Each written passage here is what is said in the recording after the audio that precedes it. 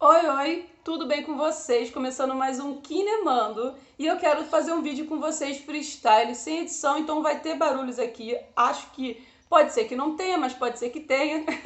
Mas quero conversar com vocês sobre o filme Através da Minha Janela, que é um filme que está disponível na Netflix desse ano de 2022. Porém, é um filme que foge muito. Deixa eu ajeitar aqui, tem uns fiapos aqui.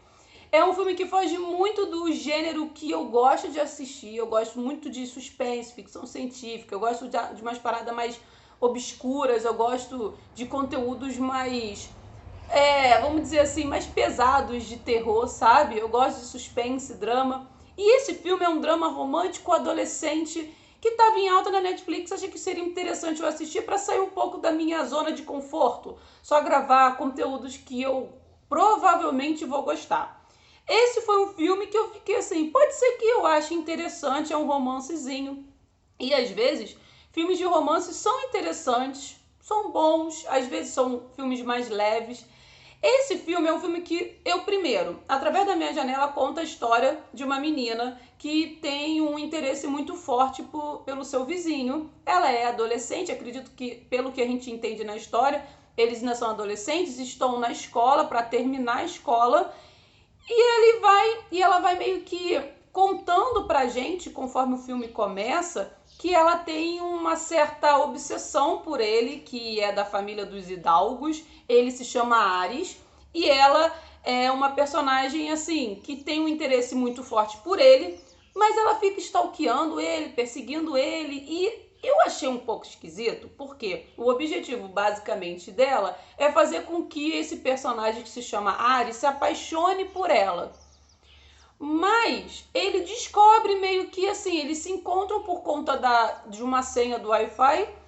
Ele começa a usar a internet dela e começa a expor para ela que ele sabe que ela fica olhando tudo que ele faz, que fica meio que vigiando ele, perseguindo ele. E galera, assim, até do que eu acreditava e acredito até hoje, isso é muito esquisito, porque assim, a questão de você stalkear alguém é aquela questão de você saber quem é tal pessoa, por saber, assim, eu conheci essa pessoa, vou lá rapidinho no Instagram, saber o que essa pessoa faz, é até normal. Mas você ficar na rua perseguindo essa pessoa e você ficar seguindo essa pessoa em todas as redes sociais constantemente, quase como algo viciante, quase uma droga, começa a aparecer um outro seriado chamado You. E eu acredito que muita gente paulou esse filme, essa série chamada You, por conta da questão extremamente possessiva, doentia, de se perseguir uma pessoa.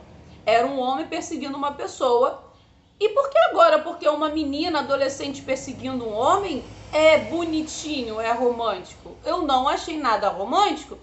É uma relação que você começa mais à frente a identificar que os dois personagens têm realmente, os atores têm uma química muito boa, eles começam a conhecer, ela é virgem, perde a virgindade com ele, e ele meio que começa a seduzir ela, porque ele não pode se apaixonar, existe uma questão da família, que o pai sempre introduziu na cabeça de todos os filhos de que o amor não deixa ninguém forte, então ele meio que é proibido gostar de alguém ou namorar, que ele pode ficar com quem ele quiser, quantas pessoas ele quiser, mas se apaixonar não, porque isso iria prejudicar. E meio que cada filho já tem um objetivo pelo pai, para onde cada um vai trabalhar e vai se exercer uma profissão. Mas esse personagem, que é o Ares, sai um pouco da rota, do caminho que o pai quer para os filhos. Ele quer ser médico e não contador, como o pai gostaria que ele fosse. E isso vai acontecendo de uma maneira que a história em si é interessante, a relação entre eles é interessante, aquela questão da questão social dele ser muito rico e ela ser mais humilde, mas não tão humilde assim também.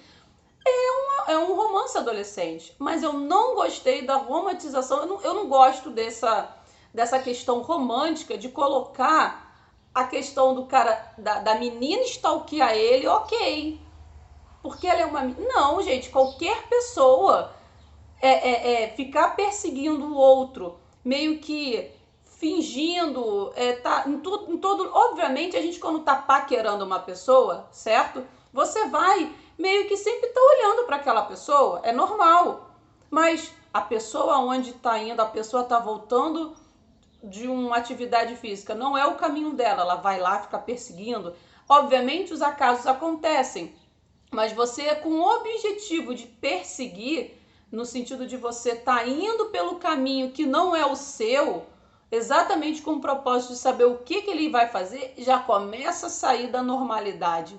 E aí isso me quebrou e não me permitiu achar tão bonitinho como de repente era a proposta que o filme queria. É um filme muito rápido, mostra algumas cenas de romance entre eles, cada um conhecendo o outro, principalmente ela conhecendo o seu próprio corpo, tendo uma descoberta sexual também em relação a ele. Mas a questão ruim não foi essa. A questão ruim é que meio que ela estava fazendo algo extremamente errado, que ela demonstrou isso a ele. Tudo bem que depois ele começa a aceitar a situação, mas eu achei muito esquisito a possessão que ela tinha com ele, quase como um ídolo, sabe? É esquisito, tá? Não vou dizer pra você que é um dos piores filmes de romance que eu já assisti. Não é um filme bom. Não achei um filme legal.